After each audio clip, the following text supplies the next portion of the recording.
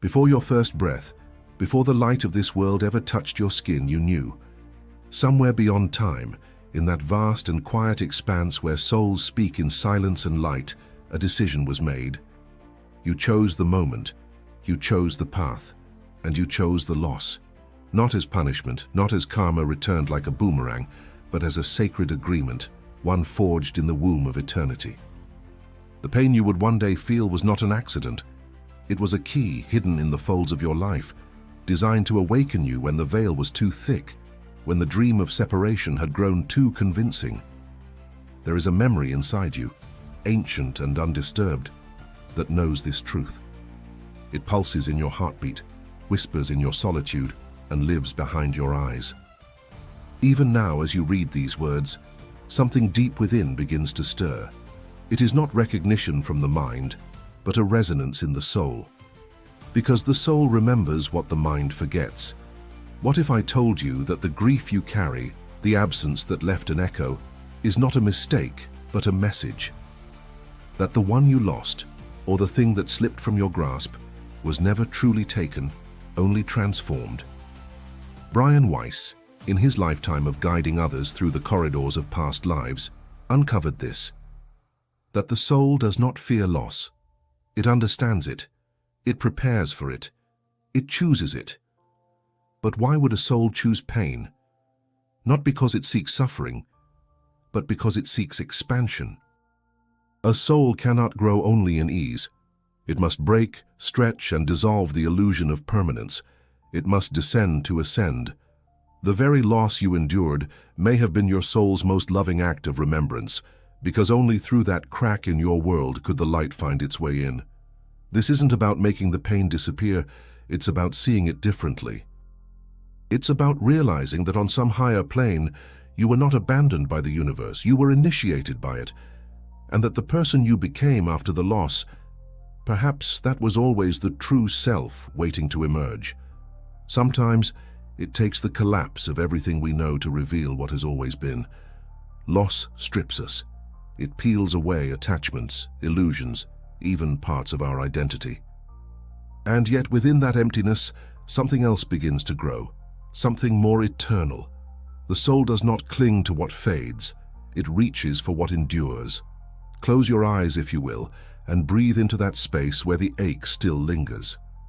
Beneath it, there is a silence not of absence but of presence. That's where your soul meets you. That's where the knowing lives. You are not broken. You are being remembered by the deepest part of yourself. If these words awaken something gentle yet strong in you, if they call you inward like a quiet flame in the dark, then perhaps you're ready to go deeper. And if you are, let this space be one of many where we return to truth together. This path is not walked alone. If this speaks to your inner knowing, I invite you to subscribe, not to follow me, but to follow the voice within you that already knows. Loss speaks in a language that the soul understands before the mind can translate. It doesn't use words. It doesn't follow logic. It moves like water through the cracks of our being, softening the places we've kept guarded, reaching parts of ourselves we've forgotten to feel. When someone leaves this plane, whether suddenly or slowly, something inside you opens. It's a door you never meant to unlock, and yet once open it reveals a space that was always waiting. In the teachings of Weiss, souls come in and out of our lives not randomly, but with precision. Each connection, each farewell, holds a lesson coded in emotion, a vibration we agreed to experience long before our bodies took form. We don't lose people. We lose forms, we lose roles, faces, voices, but the essence, the soul of the connection, never vanishes. It simply shifts dimension. That's why the ache doesn't end with time. It evolves. It teaches us to feel with something other than the body, to listen beyond the ears, to reach without hands. Some carry guilt for what was said or unsaid. Others carry confusion, anger, even betrayal. These are not flaws of grieving. They are sacred residues of love trying to reorganize itself. You are not meant to get over the loss. You are meant to integrate it, to let it become part of your blueprint, a deeper layer of your compassion, your sensitivity, your inner truth. And yet, In the middle of grief, we often ask, why? Why me? Why them? Why now? But maybe the more precise question is, what now? What is this loss asking of me? What part of myself is being summoned through this absence? There is a wisdom behind every disruption. Grief doesn't only take, it also gives. It returns you to yourself, not the self made of titles or timelines, but the quiet witness inside, the one that sees without judgment and feels without defense. That self is what endures. That self was never lost. In many of Dr. Weiss's regressions, people revisit lifetimes where separation was just another chapter, not an ending. Souls meet, part, and meet again over centuries. It's not fantasy, it's continuity. The love we cultivate never dies, it simply changes its address. So what if this current pain is not a closing but a corridor? What if this sorrow is a teacher, and you are in the sacred classroom of your own becoming? Honor the tears, they are prayers without language. Honor the silence, it's where the answers take shape. Don't rush to heal. Healing is not a race, it's a spiral, returning again and again to the same place, each time with deeper understanding. You are not alone in this.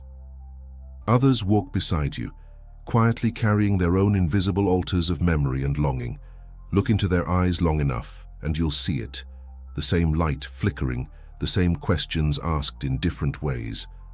Let loss refine you, not define you. Let it break you open, not down.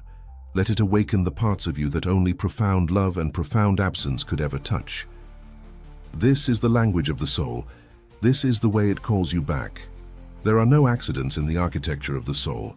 What appears as chaos in our earthly perception is often precision in the spiritual realm. When loss enters your life, it does not come uninvited.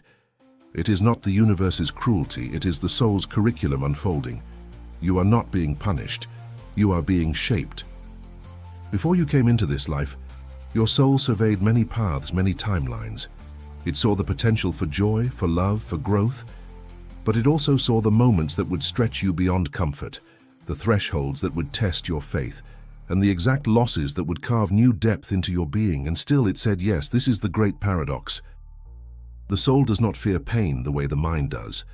It sees pain not as destruction, but as a tool of refinement. It understands that grief is not a detour from the path, it is the path. And in that sacred fire, the false self begins to burn away, revealing what cannot be touched by time or loss. You may not remember making this choice, that's part of the veil. But in the quiet hours when all distraction fades, there is a part of you that knows. That recognition is not imagination, it is memory. Soul memory, a vibration that calls you back to your origin. Weiss often described how, under hypnosis, individuals remember the purpose behind even the most painful experiences. Not with bitterness, but with reverence. They see how a loss led to awakening. How a death birthed a new level of compassion. How the void created space for something eternal to emerge. We don't always get the answers while inside the storm, but we are not meant to. The soul isn't seeking explanations, it's seeking transformation. And the rawness you feel, the vulnerability that came after the loss, is not weakness, it is access. Access to the truest part of you. Sometimes the people who leave us are not gone. They are simply released from form so that their impact can deepen, so that their essence can move freely within you, guiding you from the inside. So that you no longer look for them outside of yourself, but remember that the bond you share is timeless, unbreakable, and still unfolding. You were never meant to remain the same. Every soul who has touched your life was also a mirror, a messenger, a participant in your becoming.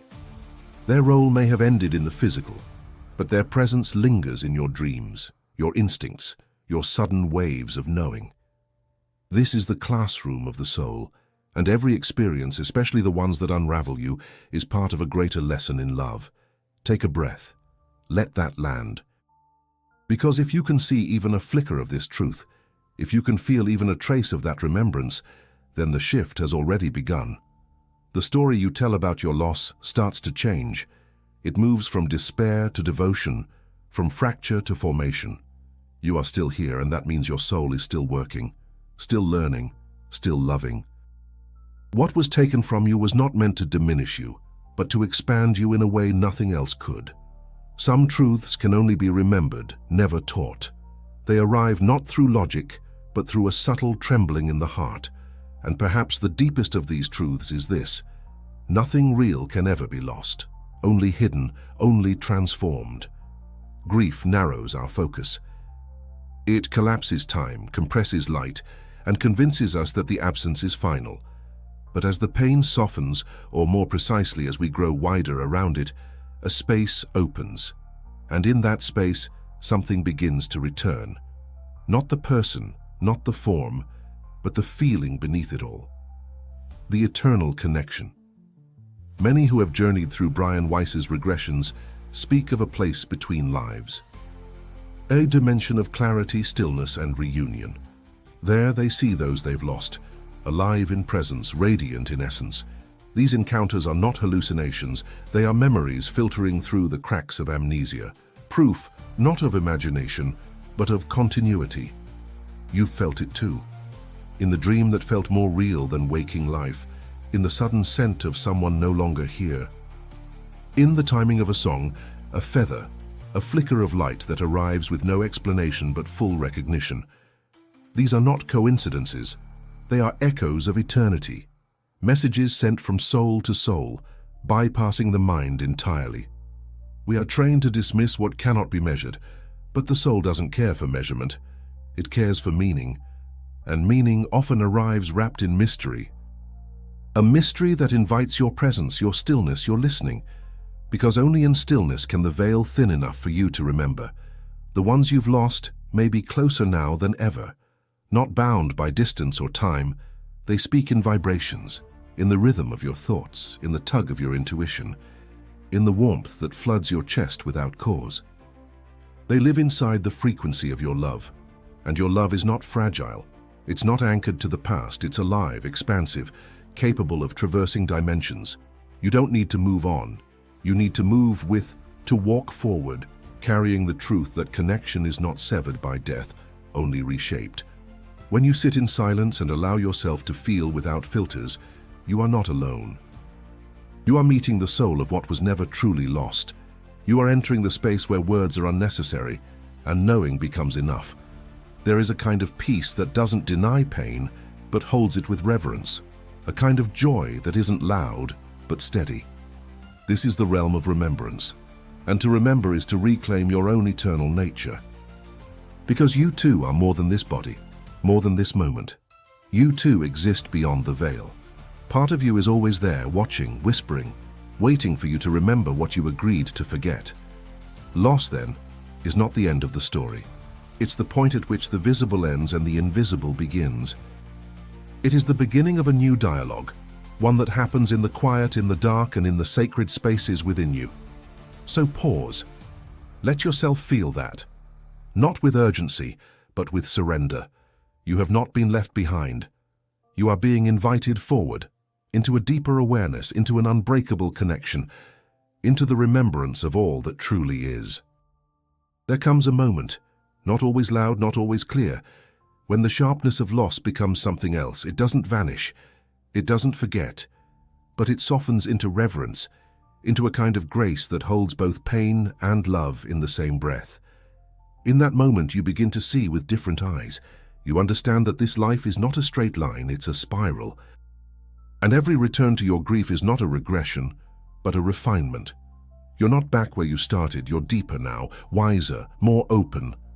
The soul moves in spirals because healing is not a destination, it's a rhythm. And through each cycle, something within you expands. Your capacity to feel, your ability to love, your willingness to surrender.